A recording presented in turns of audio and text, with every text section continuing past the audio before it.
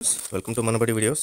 JEE మెయిన్స్కి సంబంధించి ఒక ఇంపార్టెంట్ అఫీషియల్ అప్డేట్ అయితే రావడం జరిగింది. ఈ అప్డేట్ మీ కరెక్షన్ విండో అంటే ఇప్పుడు ప్రెజెంట్ మీరు అప్లై చేసిన జేఈ మెయిన్స్కి ఎలా అయితే ఎడిట్ చేసుకోవాలి, అలాగే ఏ ఫీల్డ్స్ని ఎడిట్ చేసుకోవాలి అని చెప్పి, అలాగే డేట్స్ ఇస్తూ జేఈ మెయిన్స్ నోటిఫికేషన్ రిలీజ్ చేయడం జరిగింది. సో ఈ నోటిఫికేషన్ నేను టెలిగ్రామ్ ఛానల్లో పెట్టాను.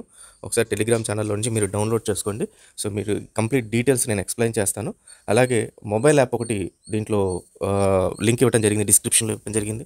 సో ఆ మొబైల్ యాప్లో మీకు జేఈకి సంబంధించిన అప్డేట్స్ వచ్చినా కూడా నోటిఫికేషన్ పుష్ చేస్తూ ఉంటాము.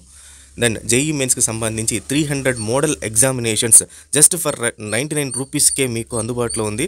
300 మోడల్ ఎగ్జామ్స్ కంప్లీట్గా సిలబస్ కవర్ చేస్తూ డిఫరెంట్ టైప్ ఆఫ్ క్వశ్చన్స్ ప్యాటర్న్స్ని మీరు ప్రాక్టీస్ చేయొచ్చు. సో చాలా హెల్ప్ అవుతుంది మీకు. దాని లింక్ కూడా డిస్క్రిప్షన్లో ఉంది, ఒకసారి చెక్ చేసుకోండి.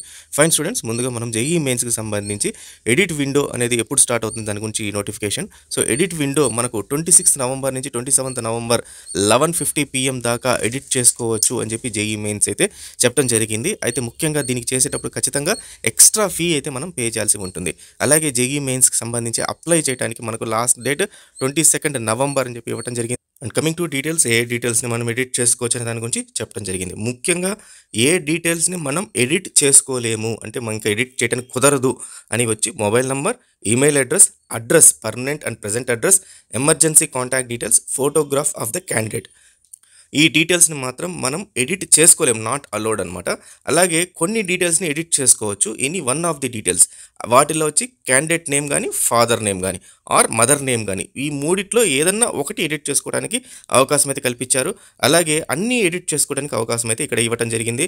దాంట్లో candidate 10th class equivalent details అంటే 10th క్లాస్ మార్క్ మేము దానికి సంబంధించిన డీటెయిల్స్, అలాగే 12th క్లాస్కి సంబంధించిన డీటెయిల్స్ అంటే ఏ కాలేజ్లో చదువుతున్నారు ఏంటి అనే దాని గురించి, అలాగే in case of any pan card ఉంటే ఆ పాన్ కార్డ్ని కూడా మీరు ఎడిట్ చేసుకోవడానికి అయితే కుదురుతుంది. అయితే ఇక్కడ examination cities based on the permanent and present address, it is once again clarified that NTA is not bound to follow the choice given by the candidate. So ఈ ఎగ్జామినేషన్ సిటీ సెలక్షన్ ఏదైతే ఉందో దీన్ని change చేసుకోవచ్చు. So me present address and permanent address అయితే change చేసుకోవడానికి అయితే లేదు, అది క్లియర్గా ఇవ్వడం జరిగింది. కానీ ఎగ్జామినేషన్ సిటీ అంటే మీరు ఎక్కడ రాయాలనుకుంటున్నారు, అలాగే మీడియం ఆఫ్ ఎగ్జామినేషన్ ఇంగ్లీష్లోనా లేకపోతే వేరే లాంగ్వేజెస్లోనా అనే దానిపైన ఆ చేంజ్ అయితే చేసుకోవచ్చు. అలాగే date of birth, gender, category, sub category అంటే పీడబ్ల్యూడి ఉన్నవాళ్ళు ఇవన్నీ కూడా సిగ్నేచర్ కూడా చేసుకోవచ్చు. ముఖ్యంగా కేటగిరీ అనేది చేంజ్ చేసుకోవాలి. కేటగిరీ గురించి తెలియని వాళ్ళ గురించి చెప్తున్నాను. కేటగిరీస్ దీని ద్వారా మీకు రిజర్వేషన్ కూడా ఉంటుంది. ఇంతకుముందు ప్రీవియస్ వీడియోస్లో ఆ రిజర్వేషన్ గురించి చెప్పాను, వీలైతే చూడండి. సో జనరల్గా ప్రతి ఒక్కరికి general, open, BC, SC, ST ఇవి మాత్రమే తెలుసు. జనరల్లో మళ్ళీ ఈడబ్ల్యూఎస్ అంటే ఎకనామికలీ వీకర్ సెక్షన్ అనే వాళ్ళు ఉంటారు. 8 లక్షల కన్నా వాళ్ళ యాన్యువల్ ఇన్కమ్ అంటే వాళ్ళ పేరెంట్స్ది తక్కువ ఉంటే వాళ్ళందరూ కూడా ఈడబ్ల్యూఎస్ కేటగిరీకి వస్తారు. అలాగే బీసీ వాళ్ళకి సపరేట్గా బీసీ, ఓబీసీ, ఎన్సీఎల్ అనే కేటగిరీ ఉంది. ఇది సెంట్రల్ ఫార్మాట్లో ఉంటుంది. సో వీళ్ళందరికీ సపరేట్ రిజర్వేషన్ ఉంది. ఎస్సీ అండ్ ఎస్టీ వాళ్ళకి రిజర్వేషన్ ఉంది.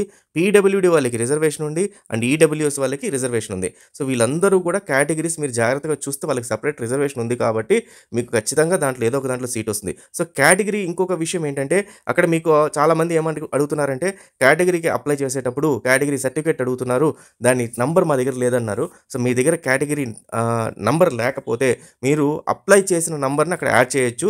అప్లై చేసినప్పుడు మీకు అక్కడ అప్లికేషన్ నంబర్ అని ఉంటుంది, దాన్ని యాడ్ చేయండి. ఒకవేళ ఇన్ కేస్ అప్లై చేయడానికి కూడా కుదరట్లేదంటే మీరు జనరల్గా ఏదో ఒక నంబర్ అంటే 22 ఈడబ్ల్యూఎస్ అనుకోండి.